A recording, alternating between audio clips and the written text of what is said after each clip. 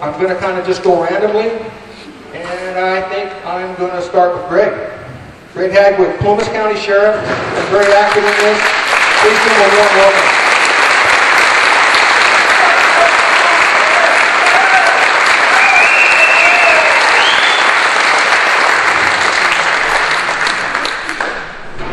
Thank you very much. Do I have to stick this thing in my mouth more? I don't know. If you can't hear me, let me know. These events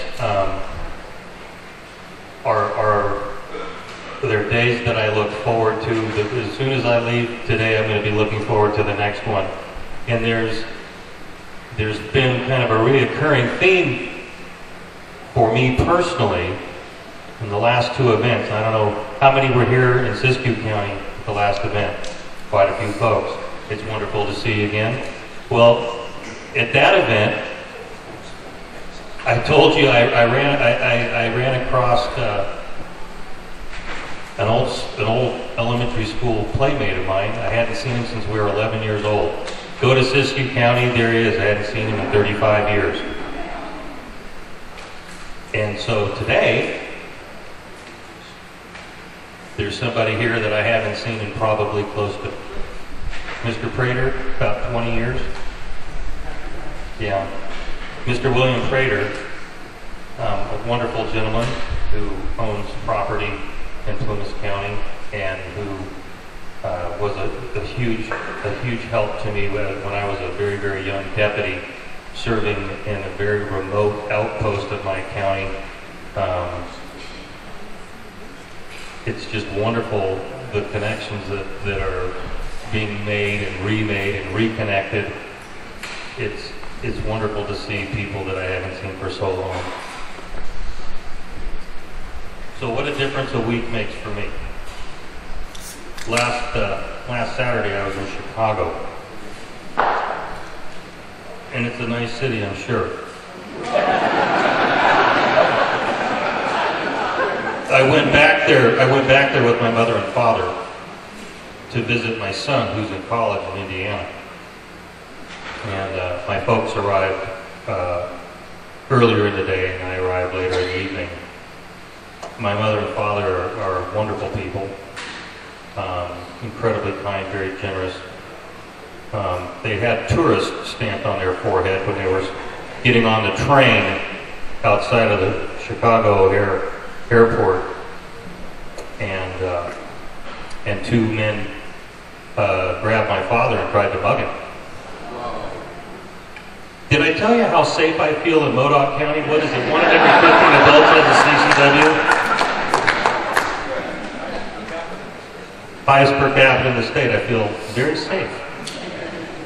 And it occurred to me, my father was successful in repealing these men who tried to take his belongings. He dropped one on the platform and left, and then chased the other one down the way. My poor mother was about beside herself.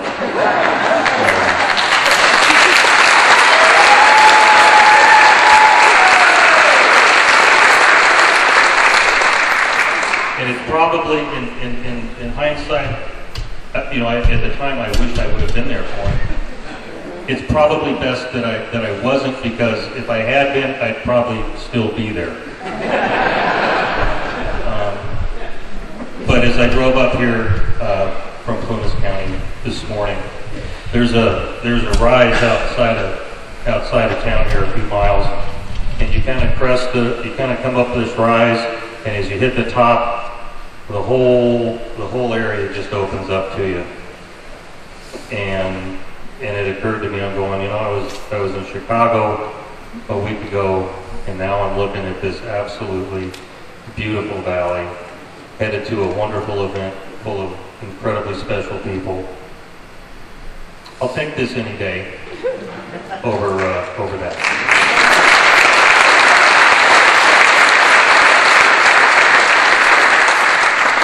It doesn't have to be that way, but it points out the difference. It points out a very, very profound difference between what we have here in Alturas and all of you folks that have come to visit, and what so many people don't have, and it's not just Chicago, I'm sure it's LA, San Francisco, Detroit, Philadelphia, Washington, D.C., what they don't have, and how many people, because I assure you there's a lot more of them in those cities than there are of us here, and what they don't have, and what they don't even recognize that they're lacking compared to what we have, and the quality. And I mentioned this at our last meeting in Siskiyou County. The quality of the people, the quality of our life, it is so valuable. And so when I was in Chicago, my father had been attacked, the value hit home. And that so many people in this country, I'm not going to say they live, they exist in an environment like that. And I thought to myself, how many people were subjected to that same type of assault that day in that city? Something like that happens here? Well, number one, it probably just doesn't happen very often here, and there's a good reason. You know, it's an outrage. If something like that were to happen in this community, it would be an absolute outrage and people would be furious. It happens there, and it's just a common everyday experience. The discrepancy was so poignant, and I think it bears some consideration when we consider where we are and what we have, and the blessings that we enjoy every single day that so many people don't have. It makes defending it all that much more important. The idea of existing in a life like so many more people live in than we do is absolutely unacceptable to me. And I won't do it, and I will not have my children subjected to it. I will not have my grandchildren subjected to it. So think about that, and as you travel, you know, look at what we have here and the strengths that make the difference between our lives and what so many people don't have. And it's, you know, it's our independence, it's our self-reliance, it's our character. And that just isn't out. That just doesn't exist in so many places. Your support, again, is tremendous, and I've said this before. It's humbling and it's very, very flattering. But I still am consistently amazed that we are treated as exceptional when we're simply doing what we were elected to do.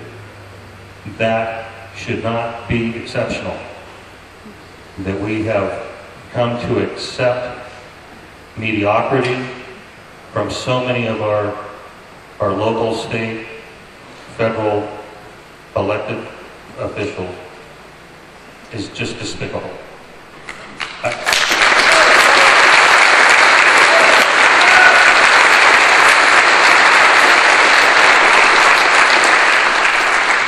And on that note, spend time talking with the candidates that have taken the opportunity to be here today, to meet with you.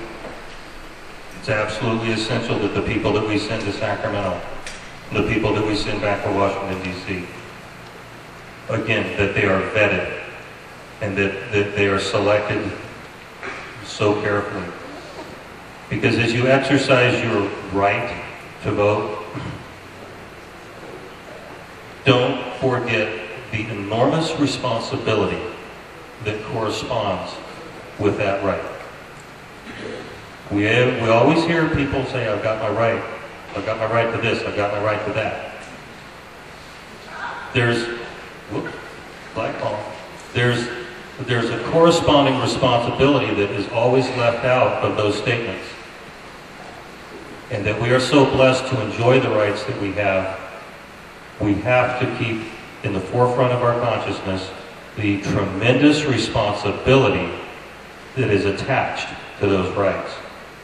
And if you don't appreciate the responsibility, and you don't consider the impact of what you are doing by voting or enjoying any of the other rights. Let's talk about our Second Amendment rights. If you don't have a fundamental grasp of the tremendous responsibility attached to those rights, then you're not going to treat those rights in the manner in which they should be treated. Consider that. And the way that we conduct ourselves as we take responsibility for our rights, I think needs to be addressed. I believe we're at a critical juncture. A lot of detractors were anticipating that efforts comparable to the Tea Party were going to be merely a flash in the pan. And in a letter to the editor in my local newspaper last week, there was an individual who was looking forward to the day that the Tea Party just, vaporized and went away. That's what your detractors are counting on. And it's not going to happen, and it hasn't happened, but that's why I believe we're at a critical juncture as our efforts gain momentum, as our bases of support expand. It's imperative that we carry our message and our effort forward in a manner that shows the tremendous responsibility that goes along with what we're doing. A huge responsibility. Take your effort seriously. Take it very, very professionally. Be factual.